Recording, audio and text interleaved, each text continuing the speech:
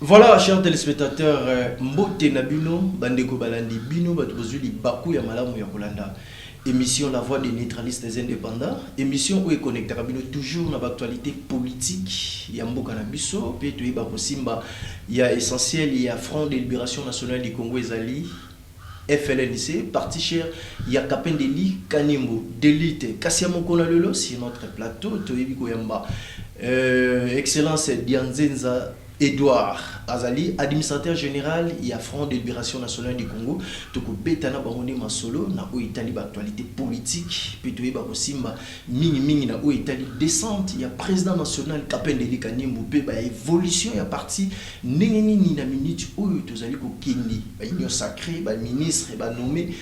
Évolution à parti Front de Libération Nationale du Congo, position dans la minute et commis na niveau nini. Tokoye bango awa elongo na mwana mboka Edouard Dianzenza Azali, administrateur général il y a Front de Libération Nationale du Congo. Mwana mboka Mbote Nabino.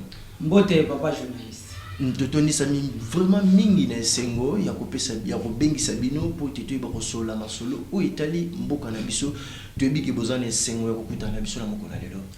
Sengo zali makasi pamba te na bandela mvula malgré tokomi na mois de février tozana iliki a été nzambe asunga kibiso to koti malamu to tombeli pe mobuma molamu na balandi nyonso ya émission oyo La Voix des neutralistes makasi ezali nyonso to pesi merci na ndenge aussi ko yamba biso l'émission. Voilà, merci administrateur général. Tozali ko rappeler toujours belle via République démocratique du Congo où Bagozonga Kalamingité le 22 deuxième mois 2021 classe yango ezali ko bongisama bientôt lundi bokoye Bagozonga na classe na sali rappel na bana mon retour bana oyo balingi kotanga bayeba ki lundi mwana a repassé uniforme na ezala toujours na kitoko pour que abanda classe na esengomi parce que classe ebandi to boyiki moko atika ndako parce que classe ebandi mona mboka Dianzenza tozali ko solola na mai oyo ezeko leka na kati ya mboka na biso situation actuelle politique ya République démocratique du Congo position ya Front de Libération Nationale du Congo ezana ndenge. Front de Libération Nationale du Congo ezali parti ya kala donc to benga ngo parti avant-gardiste. Très bien. Ezali parti oyo ezalaki avant indépendance et participa même na table ronde biso toyebi ndenge tolongolaki bamindele awa bakende po tozwa indépendance. Position ya parti na biso tozali toujours ndenge boyebele yango biso tozana position na biso oyo tosengaki conférence nationale souveraine réouverture nango pe to telemilika ke sika wana o tozali ko senga transition poete mokili ezwa départ ya sika Afrique pe zwa départ ya sika na monde entier nde position ya FLNC nde ya mwana.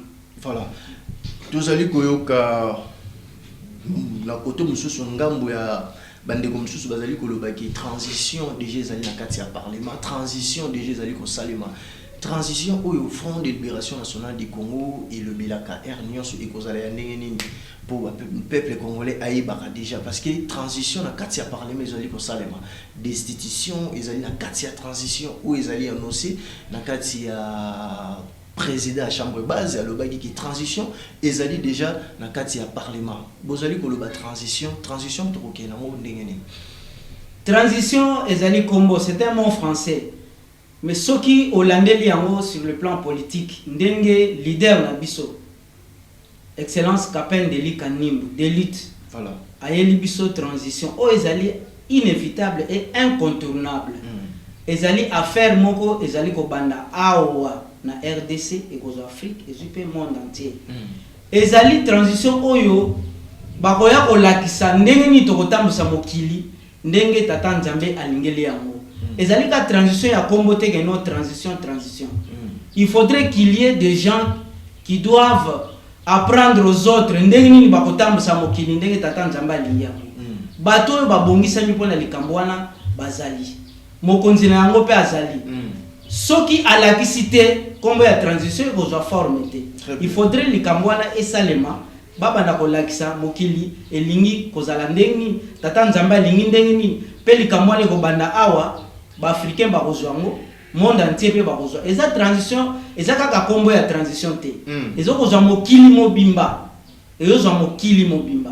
Mais nous koloba te ke soko longoli muto yo tie oyo nde ngwana to bengi transition. Non. Donc on est à transition te. Transition dans son vrai sens du mot, il faudrait que makambo ebongwana.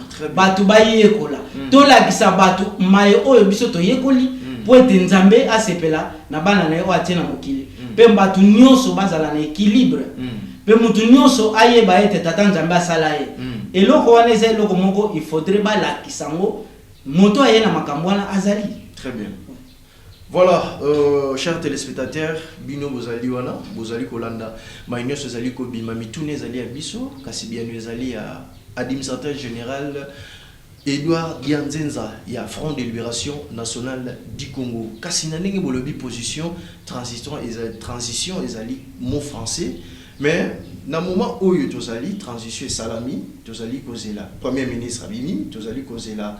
Gouvernement et salama. Est-ce que changement et coco tate na ndenge bolobi ceux qui transition ezali faut battu peuple ya la changement na mboka na o ezali ko salama pour le moment. Est-ce que changement et coco tate changement oui balongoli premier ministre ya kala batie o ya sika mais tozala na likambo ya koloba te ndenge ba français balobaka ete olongola ki Saint-Pierre bilamba bolati Saint-Paul bango so bazaka basango. Mais autres nango posa ezali changement pe bien-être ya population. Il faut euta esika likambo euti. Ezaka ya koloba loba te. Il faudrait ba appliquer ba résolution ya conférence nationale souveraine. O ezali eyano tata nzambe apesa ki pona mokili. Mais les gens semblent kozwa likambo moko bazwindam. Mususu basali semblant batiki. Il faudrait bazwa totalité ya ba résolution ya conférence nationale souveraine. Nde yango ko ma transition ya solo ya yiki kati na mboka. Et là on est ezali ko empêcher bango bazwa nyonso o ezali ya conférence nationale souveraine, o ezali ba résolution pour que ba tsango en pratique. Bon, et là que zo ko empêcher bango ezali ka bobangi. Voilà, ndenge bo uti ko lobaki bazozwa ndambu mususu batiki. Bazo banga dans ce sens que ceux qui bamoni likambo bango bazo kansa biso soki to lungwe na banza to kolia lisusu te nzoka bokolia koleka ndenge bozala ye kolia po transition o ezali koya ezali kopesa moto nyonso musala différemment na ba gouvernant o ba uti koleka misala ezate mais pour le moment elingi koloba ete tozo kota na misala kobanda na mwana ya 5 ans ti na koko ya odela ya 100 ans moto nyonso fa sala pamba te tata nzambe asala mokili oyo asali batu alobaki te kete ndambo batu balia mususu balia te mais faut ko apprendre batu ndenge nini ya kopesa batu misala. Voilà. Ndenge nini bana bakosala, ndenge nini bakoko bakosala, ndenge nini bana classe soki basilisi bakokende wapi, ndenge nini ba mama bakozala, ndenge nini bana bakozala, ndenge nini batata bakosala, ba industrie kozala ndenge nini. Biloko tata nzamba tieli biso na mokili. Ezala ba or, ba diamant, ba nzete, mai, toko exploiter mo ndenge nini. Biloko wana ba pesa mo na bana ya mboka. Ya moto nyonso. Nzambe aloba teke ekolo boende ezui biloko oyo nde bazuite. Baloba pete ke non classe boye muté eko sepela, classe eko sepela te. Voilà. Donc nde isika tozali pona transition. Yango soki to comprendre bino bien, vous allez kolobela ki mboka ezali occupé na coin moko boye kaka bango nde bazo sepela. Batu musu bazali ko sepela te. Mais ce que totalité de la population bazo sepela te, il y a chômage ezali, il y a des chômeurs partout. Voilà. Mais transition tozoya nango eza transition tolobi, il n'y aura ni chômage ni de chômeurs. Voilà. Donc il faudrait batu nyonso ndenge nzambe. Pour ce kotali, na ko pesa exemple ya papa wa botingai. Papa wa botingai azali papa azalaki moto ya 40-45, soda ya 40-45. Mais après tant ayo zo réforme, asali na bisike belé akemikile belé atamboli poto mobim. Mais tant aye même tant akomaki na âge ya 80 ans. Mais azalaki ka kosala malgré azwaki réforme, azwaki pension. mais soki avandi na ndako azoteka mwa eloko moke azoteka mwa makala salaire c'est que tata nzambe apesi ye pension te moto akopesa moto pension ezali kaka tata nzambe moto akopesa pension ke banda lelo kosala lisusu te. Donc otomonaka na institution ezali sens inverse avec l'éternel Dieu. Mais c'est clair. Nzambe aloba te ke no yo kosala lisusu te. Nzambe aloba okosala mikolo motoba ya sambonde okopema. Voilà. Aloba te ke yo koko kosala te. Aloba moto okosala. C'est-à-dire photo landa loi sacrée wana. Ya mpe mutembe bisi mokili. Pamba te batu balingi kosala te, balingi kolia. Alors tant to lingi kolia et ozo sala te et pas tata nzambe elongo banité. Très bien. Moto oya kolia oya sali. Moto oya kopema oya sali. Mais biso to lingi kolia, to lingi kosala te. To lingi kopema, to lingi kosala te. Très bien. Na droit au repos que c'est lui qui a travaillé. Na droit à quelque chose et ya kolia moto oyo asali. Voilà. Ne place biso tozali. Makambo wana pesami na moto nyonso te. Papa oye na makambo wana eza papa Kapen Eli Kanim. Donc président national il y a Front de Libération nationale. Notre président national il y a Front de Libération nationale du Congo. Autorité morale ya OTAC, voilà. Président il y a Haut Conseil national de la transition. Très bien. Très bien administrateur général, Wanez Ali rappel pour nos téléspectateurs na biso. Tout ce point, il y a nomination, il y a premier ministre dans la République démocratique du Congo, Front de libération nationale du Congo, ben pression na bino et cause à la ligne. Impression na biso na nomination il y a premier ministre. Tozela ki yango ba nommé premier ministre. Ba uti ko nommé premier ministre. Ba bimi bango na bango ba jeune. Ba jeune. Président jeune, premier ministre jeune. Jeune, voilà. C'est qui m'a bon. Bauti ko nommé premier ministre. Tozo zela gouvernement ebima. Po ete mboka yebonga. Selon oyo bango bakanisa ki ke non so to changer ministre to kena ministre mboka ezo bonga. Oui, to uti ko mona. Tozo zela ba travailler to mona makambo nga na uti ko lobana bino po ete mboka bien-être ezala na population. Très bien. Ce qui bien-être continue na population. La réaction est venue parce que le premier ministre a bimi déjà bien-être. Et Koti, population a sepeli, la nomination à premier ministre, gouvernement Koti, gouvernement union sacrée installé, puis bani ko porter un plus na peuple congolais. Bori kolobanini, ceux qui après ma cambouane ko niko salam. Bien-être de la population et na terrain, na malobate. Pour le moment, tu repères cette impression il y a bien-être. Mais tu lobby bien-être de la population et mon ananamis. Population est réclamée sous-souté. Population est zoamisala. Population bazana na mai, bazana na courant, bana batanga malam. Tout le monde la gratuité enseignement et ça le mandenge et le bamaki. Voilà. Tout le monde la motonyo sa zoamisala. Ne posa na biso ya mwana. Très bien. Mais ceux qui bana na bana bazoko ponana. Ceux qui bazana koko mon côté ou ya pesa bango conseil ya solo. De vrais conseils ceux qui bazate bakote na makaka. Donc vous allez pour le peuple congolais pour bénéficier de l'autre côté parce que bazangi mpaka oya ko pesa maele na kati ya libala bana. Mais ceux qui ba conseiller ya malamu bazalité bisika o bana na bana bakosala bakoka ko bongisa likambo etali sécurité te. Sécurité zo senga ba mpaka les gens qui ont vraiment la tête bien assise pour la likambo etali sécurité. Très bien. Et politique pe zo senga bateau ba maîtriser politique. Bon baza wana bazokama baza bakonzi bango ba uti ko pona premier ministre mokonzi aza wana toza kotala bisika tozokende mboka ebonga to sepela biso nyos et vous allez senga biso nyos na domaine ya sécurité ministère intérieur peuple congolais azali ko pesa espoir pe azali ko talela na FLNC parce que bino bozali wana bozali makasi na matière ya sécurité soki lelo le premier ministre a proposé FLNC pour encadrer la sécurité, il y a la République démocratique du Congo.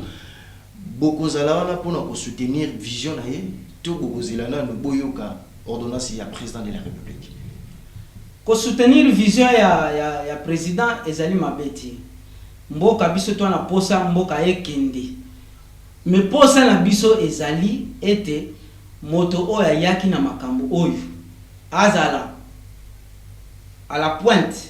Poete ala kisabiso makambo ngo ezandenge nini soki bozo sale na moka kana ba tricherie okono ko tricher loko moko oyo oyeba ko expliquer ngo na batute tala ndenge ezalaki likambo ya statut VIP oyo witaki na conférence nationale souveraine mais kuna na baimboka ebima na marque mususu bakomi ko appliquer ngo mabe bakomi ko pesa na ba salaire oyo biso to pesa kite mais statut VIP na ba président honoraire et witaki na conférence nationale souveraine gouvernement de large union nationale o bango bazo benga union sacrée voilà. Et outi awa na conférence nationale souveraine mais siko ba résolution mususu bolingi ko appliquer ngo tendeni la plus grande résolution ezali président du haut conseil national de la transition effectivité ya transition wana ezala pe président wana azala reconnu ala kisa makambo oyo et pesa mi na kati ya conférence nationale souveraine mais so bozo zo ndambo botiki ndambo bozwibo ekokene malamu te vision wana question so na zonga na question o ya ministère intérieur voilà bo apesa biso police ba apesa biso sécurité posa na biso ezali mboka ezala na kimia biso to sengi ya ngoti kimia bino bo travail te bo zala ka lokola ba observateur ba mususu ba gérer mais l'état qui va solliciter bino ministère intérieur bino bo boya na politique balobaka esika bato bazo kusangana soki babengi yo okay soki babengi yo te okokende te très bien voilà chers téléspectateurs vous allez comprendre ce qui se passe à Wanakati ya plateau na biso.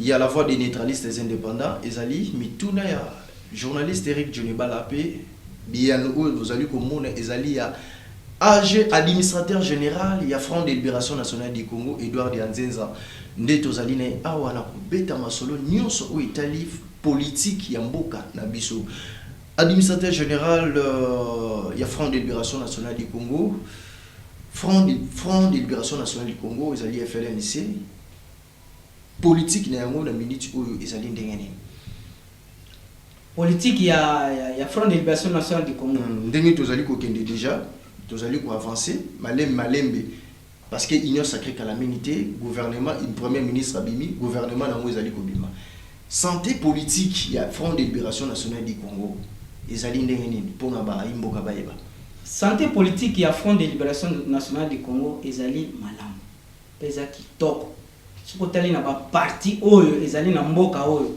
parti oyo ningana ti etikala ko ningana ta mukolo moko te ndenge ba parti muso ezali ne Front de Libération Nationale du Congo to tikala ngui depuis ba 1957 ti lelo to tikala ko ningana te okoyoka te ke ono ba dissident bazabo o ba FLNC comme mitano non tozali toujours to kangama kaka na idéologie na biso tozali na sima ya papa na biso ya excellence le président Kapendeli Kanimba voilà to kotika la koningana te pe politique na biso ezali kaka tozo bundana pour le bien-être de la population tozana politique mususu te biso to koyaka esika oyo bato bazoko sala ete population enyoka ma biso to ya pona ko kangola bango voilà politique na biso zaka pona ko kangola bato ko kangola population po ete bazala na bonsoni yangwana ne politique na biso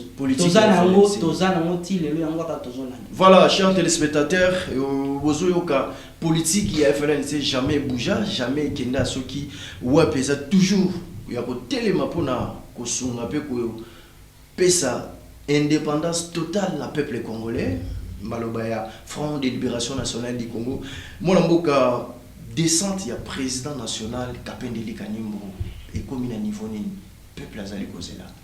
Merci papa journaliste. Descente ya mokonzi na biso eza suli kambo ya kozela te ba mikolo ebele ezalaki bato bozako loba mais descente mo ezali descente moko programmé ezali koya bato baleli descente bazela ngo susu tango molai te au principe du mois de mars ndeto koyeba kotala déjà ba base na biso bokomona mokonzi ndinga kokita au principe du mois de mars déjà calendrier déjà pour oui circuler oui na lobi yango au principe du mois de mars 2021 calendrier ya descente ya président national ezobimate pona nini charge ezo ya pa na biso ba imboka to tuna rabino mituna descente ya président kobimate descente donc tokomi ko ki manana makambo to juina no source pas ina binoté fallait toujours pour tout pesa na peuple congolais pour na koyeba bayeba ki descente ya président national Kapendeli Kanimbu ezali Jordan le gola ndebo zali koloba bo continuer koyeba sa peuple congolais bayeba o bazali kolanda bino na ngonga lelo ngai nazali voix autorisé voilà nde nazoloba na bino ke eza susu likamba kozela bamvula te basanze ebele te mikolo moke. Donc au principe du mois de mars, le 6 mars to bandi déjà kokende kotala ba base na biso, les bases kokende kotala ko visiter ba base na biso. Donc et bandi déjà na principe du mois de mars. Donc ba téléspectateurs bandeko ba membre na biso ba congolais ba onios ba vandaka résident awa na RDC bozala sur été au principe du mois de mars ba descente na biso e bandi to bandi kotala déjà ba base na biso pour ya FLNC 15 ans après notre arrivée. 15 ans après notre arrivée ici au Congo, à la ville province il y a Kinshasa, président Kapendeli Kanimbu akokita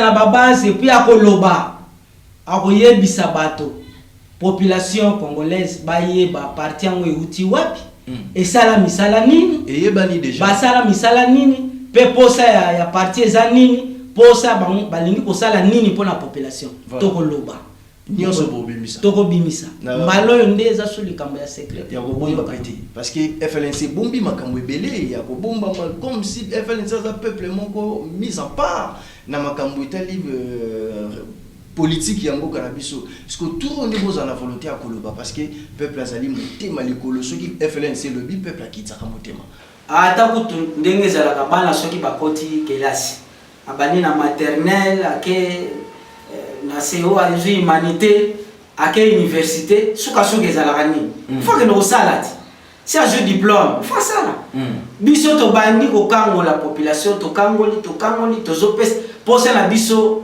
indépendance totale bien-être de la population cette fois-ci to lingi to ya koloba pe to sala population esepela ndia mo posa na biso tozali koya voilà chers téléspectateurs balandi mingi ya la voix des neutralistes des indépendants dossier ya mai na kati ya ville province ya Kinshasa ezali ko pesa passe na population bazali ko lela toujours régie des eaux musala mabe régie des eaux azali ko kata mai azali ko pesa message na peuple congolais tozali wana na administrateur général ya Front de Libération Nationale du Congo lelo soki gouvernement ya au Conseil national pour la transition ekoti na kati ya mboka et fandi sipina makunzi na nyonso tozui dossier ya régie des eaux mai ministère oyo boy ko pesa est-ce que ba bêtise ou ezali ko leka na mboka dossier ya mai peuple tout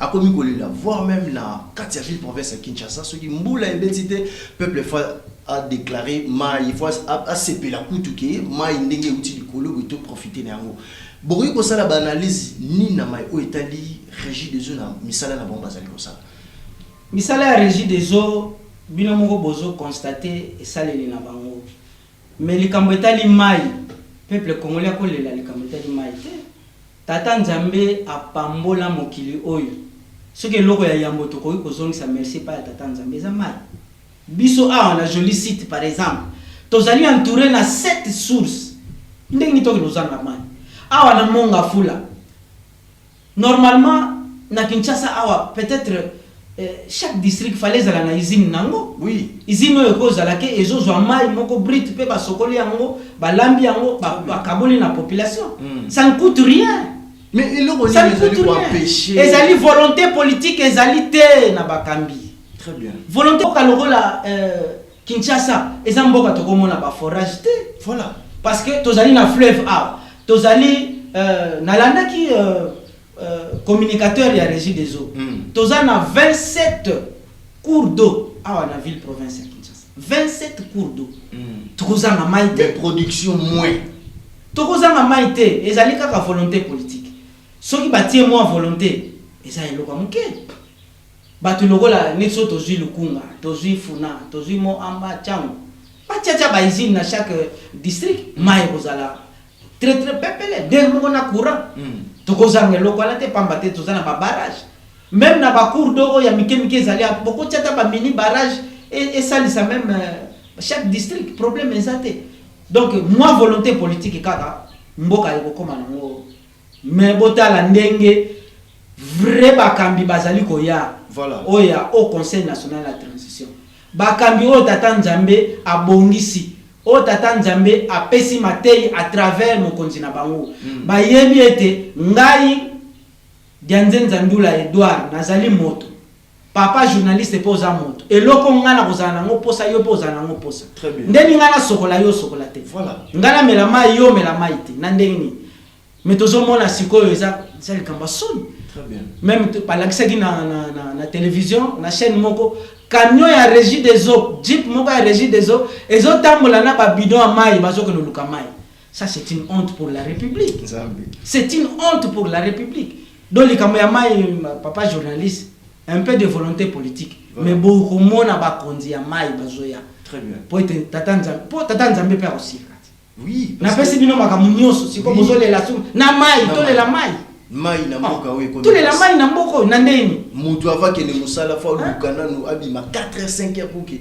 Aluka soki akozwa mai wapi to yebite. Soki loko congolais akoki kolela te e bandeli zana mai na kura. Très bien. Toko lela wana te. Si manango tozui lipa oyo na Congo ekozanga te.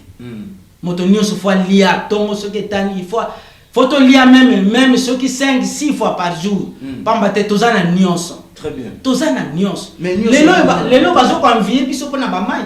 Ozoka ke balingi bazwa mai na biso bakene nango. Il y a ça retourne au peuple congolais pour qu'il azwa maïté. Non, nan kutu bazui mai ya moté mais tozozanga mai. Très bien. Bon mokolo ba ko kata fleuve ba mema mai kuna pa ba ngo bazonga ko mema mai. Ekozala catastrophique.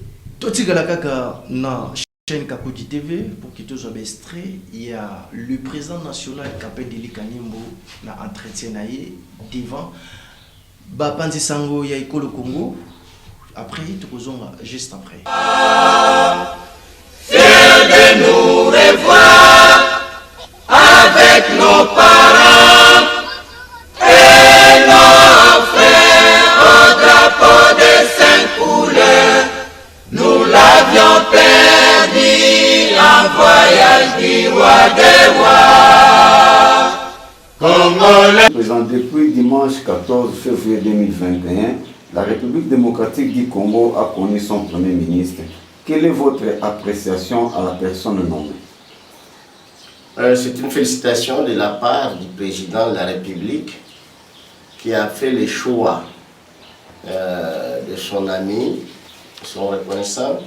Et pour nous, les Congolais tout entiers, ce n'est pas la première fois que le président Félix vient de nommer le Premier ministre. Nous connaissons qu'il est le deuxième Premier ministre et que le président est à la tête du pays pendant ces 2 ans. Il y a déjà la présence des 2 premiers ministres successivement. Mais la chose que nous craignons, que ça ne risque pas de faire le mandat de 5 ans avec 5 premiers ministres. Mais si la chose est bien réglée, je pense que ce sera une bonne chose pour lui. Monsieur le Président, le même dimanche, les Katakatanga ont attaqué les camps militaires à Lubumbashi. Quel est votre commentaire? Oui, c'est à Lubumbashi où est venu le Premier ministre actuel qu'on a nommé. Et c'est à Lubumbashi encore qu'on a montré qu'il y a une résistance des Katakatanga. Ça veut dire une division du Katanga. Mais notre commentaire en est que, comme le Premier ministre vient de prononcer, il doit lutter premièrement pour la sécurité du pays. Je pense que comme ça a commencé chez lui, et il connaît très bien les gens de chez lui. Monsieur le Président, au cours de la cérémonie de remise et reprise du bureau d'âge du Sénat, M. Tambwe Mwamba dit d'être disposé et c'est un devoir républicain. Un commentaire? Oui, c'est un devoir républicain parce qu'il a vu qu'il était déjà seul. Parce que le départ du président Kabila, le départ de Jeanne Mabunda, des autres tout consorts, alors il n'y a aucune résistance d'une personne qui ce soit qui était derrière le président Kabila d'avoir une résistance vis-à-vis des questions posées par les autres. C'est comme vous venez de me poser la question tout à l'heure que j'ai donnée à moitié. La vie maintenant du FNLC comme celle de l'OTAP et du Haut Conseil. C'est pourquoi j'ai précédé vraiment de vous donner les actions qui sont mauvaises et celles qui seront bonnes. C'est pour raison que nous, le FNLC, nous avons la crédibilité parce que nous avons tout ce que nous avons demandé. La réouverture de la conférence nationale souveraine, on nous a accepté et ça a été réalisé. Pourquoi? Parce que nous étions dans la logique. Mais si monsieur l'honorable Tambo Mwamba ne devrait pas suivre la logique telle qu'il était, il pourrait créer une guerre sans aucune résistance. Nous, si nous avons résisté, parce que nous avons des preuves des combats politiques. C'est ce qui donne maintenant la fierté à l'OTAP, qui est notre plateforme politique, qui a renforcé les efforts pour qu'on puisse récupérer les biens de la nation congolaise dans le Haut Conseil national de la transition. Alors, ce moment actuel, nous avons déjà la réponse telle que ça a été dite dans nos documents de la ouverture de la conférence. Dès que vous terminez, vous remettez les travaux à l'État. Je pense que nous avons donné les travaux à l'État avec patience le 21 août 2017. Et nous venons d'avoir la réponse en janvier 2021, au mois de février, que nous venons de recevoir la réponse. Et le moment actuel que je vous parle, les résolutions sont sur la table du président de la République avec le Haut Conseil national de la transition. Ce n'est pas une chose à cacher, c'est déjà à l'abri, parce que les documents sont déjà là, et y compris aussi l'FNLC doit maintenant se présenter de nouveau encore à la population congolaise officiellement après plusieurs années d'absence politique. Alors c'est maintenant que nous allons nous présenter parce qu'on n'a pas maintenant les mains dans les armes, on a déjà terminé. Nous venons de libérer le Congo, nous avons réunifié le Congo, nous avons redoublé encore le Congo et nous avons encore renouvellement libéré de nouveau le Congo en 1997 jusqu'à nos jours. Et finalement, nous venons de donner le point de départ aux Congolais et Congolaises au finissage des travaux de la conférence nationale souveraine. Et maintenant, c'est la sortie pour présenter au peuple congolais de tout ce que nous avons déjà fait. Et les travaux commencent le 6 mars 2021. Moi, je suis solo, je au Conseil national de la transition. Et c'est juste ma campagne sur malamu pouvoir les en poche. Pouvoir les en poche au même colonie. Pour tout ce pela, tout bina, tout mela, tout lia. Le Robana Moga Bazaoza, Banga, Ayabisaba. Eza elonga obombate moment na zoloba résolution ya au Conseil national pour la transition ezali na table ya président Félix Tshisekedi. Nangai moko na zana. Bisomi bale to zana. Maintenant tozo zela ma modalité ni to la pomba na moka nyos basepe. Mais le peuple congolais, même avec la nomination du Premier ministre, il n'est pas toujours sûr de son bien-être par rapport à l'appartenance politique du Premier ministre nommé. Donnez-vous une assurance à ce peuple? Veuillez additionner parmi ces peuples, faites-moi aussi une addition.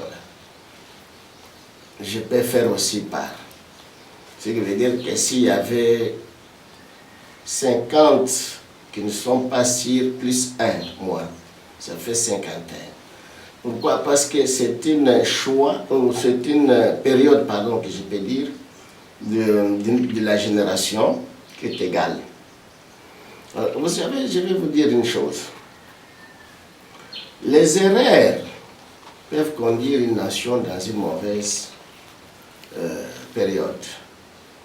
Aujourd'hui, la France a connu une chute déjà très terrible. Pourquoi? C'était la période la plus compliquée en France. Après le départ de Hollande, les vieillards de la France, le moment de Jacques Chirac et les autres consorts, ça a pris fin.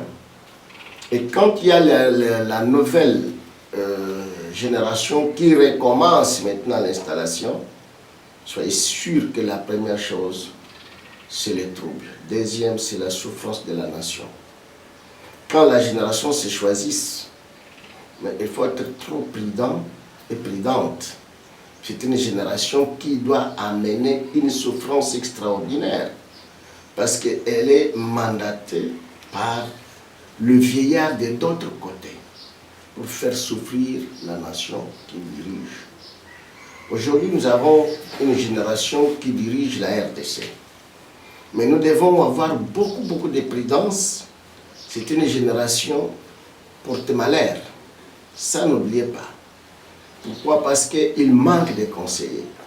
Les conseillers d'aujourd'hui auprès de la jeunesse ne sont pas les vrais conseillers parce que maintenant, ils cherchent de s'accaparer, c'est bien pour s'en sortir, mais ils laissent la jeunesse de la manière qu'elle l'a trouvée. C'est ça les dangers maintenant. Et je ne suis pas sûr qu'il y aura la jeunesse aujourd'hui qui doit s'entendre pour mettre la sécurité et pour mettre le développement et le bien des peuples congolais. Il n'y en a pas. Pour le moment. Monsieur le Président, en quelques mots pour terminer, est-ce que votre discours a changé par rapport à tout ce qui se passe? Votre discours n'a pas changé par rapport à la transition que vous prenez en République démocratique du Congo? Non, ça ne changera pas. La transition est inévitable dans le monde entier. Est inévitable. Et brièvement, dans les RDC, nous allons commencer encore la transition, comme c'est dans d'autres pays, le Mali, tout consort. C'est inévitable. Même les États-Unis d'Amérique, ils doivent entrer dans la transition. C'est pour modérer maintenant la politique de la 4e génération. Nous vous remercions. Merci. Fiers de nous revoir avec nos parents et nos... Voilà, merci chers téléspectateurs. Ezalaki Bongo, le président Kapendeli Kanimbu d'élite, Oyo Azali, président national, il y a Front de Libération Nationale du Congo. Bouti Kolanda traité na bango ensemble na ba panzi sango ya ekolo Congo. Tozongi bongo na plateau na biso na mwana mboka Edouard Dianzenza yazali chargé d'administrateur général il y a Front de Libération Nationale du Congo. Mwana mboka Edouard Dianzenza tokomi kokoma na suka ya mission na biso. Peuple congolais a retenir nini ya motuya na Maïbozali Koloba, la nomination de la première ministre de la République démocratique du Congo. Merci papa journaliste Totondio Penza Botondi. Peuple congolais pour ça na ezali bien-être. Baza la malamu. Soki bakonzi bazali koya bazo changer bazui oyo balongoli. Pour ça ya peuple congolais eza oyo to uti koloba tout au long ya mission.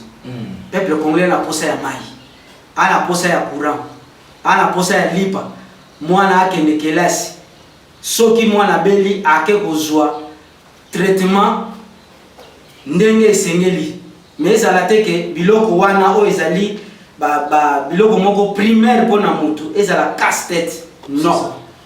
Biso tolobi ete toyaki tokomi déjà au-delà de 60 ans d'existence. Il y a parti oyo mbalo nde bokomona mpaka lingia kamba mboka mpaka ko lingate na mboka bana ba souffrir ako lingate ke ono bana bazotanga te misala ezalite tata nzambe apesa misala na moto nyonso loi ezali ete boko sala mokolo motoba baloba te ke ekolo boye kosala mokolo motoba classe boye kosala mokolo motoba bamusu basala te soki bamusu bazosala te epai na biso ezali erreur mpo lisumu monene na miso ya tata nzambe peuple congolais azala na elikia mpe azala na assurance maye nyonso le prophète politique alobaka mpe azali koloba bozali komona yango mokili ezali kotambola ntinga nde tolobaka tengu sikoyo nde bokomona ndenge mokili elingi etambola ndenge tata nzambe alingeli yango tolobi na peuple congolais bazala na assurance ete oyo apesamela makambo yango azali koya kombo na ye son excellence Kapende Eli Kanimbu, le président du Haut Conseil national de la transition. Très bien, mon amboka tokobi kokoma na suka votre mot de la fin. Liboso ya bapandia ya peuple congolais bayo kabino parce que l'émission est connue na. Mot de la fin ezali ete bandeko ba congolais ba membre ya FLNC tozali kozela descente. Tozali kozela maye oyo bayela biso esalema to loba na bato bozela tozali koya mokonzi azali koya akoloba na population congolaise po boyoka maye nini tata nzambe abongisela ye po ete aloba ngo na bato pe asalela yango. Donc tango aussi ekoki nde tolobaka ntangu ifwele toza susu likamba ozela lisusu te tant si ekoki na uti koloba na bino na principe du mois de mars le 6 mars tobandi déjà descente peuple congolais bokoyoka pe bokomona soki boyoki ke azali koya boya tobengi bino en masse boyoka ye poete boyeba bino moko kosala la différence entre owana na oyo nde nalobi na bino ke tozali koya tozoya. Très bien. Oyo na oyo ekokani te, cela veut dire bosala ba examen de conscience katina bino moko oyo na oyo elobi nini wana maloba ya administrateur général Edouard Dianzenza ya Front de Libération Nationale du Congo. Tokomi kokoma na suka ya émission na biso la voix des neutralistes et indépendants ceux qui bo sepel l'émission bo pesi un grand merci na cellule des cadres ba bazali ko soutenir émission oyo ekende liboso ti na mokolo oyo tata nzambe akolinga volonté na ko sala pour que makambo ba ko changer na kati ya mboka République démocratique du Congo. Un grand merci na équipe technique oyo bazalaki na ngai o ba compagnie musala oyo ekende liboso. Merci JP Vanga, merci Samuel Luka, merci na bino nyonso tozalaki na bino, merci na excellence Pitié Kapel Mukachung, les grands cordons ya masolo oyo ticket nzambe tata abatela bino tokutani à la prochaine. Merci.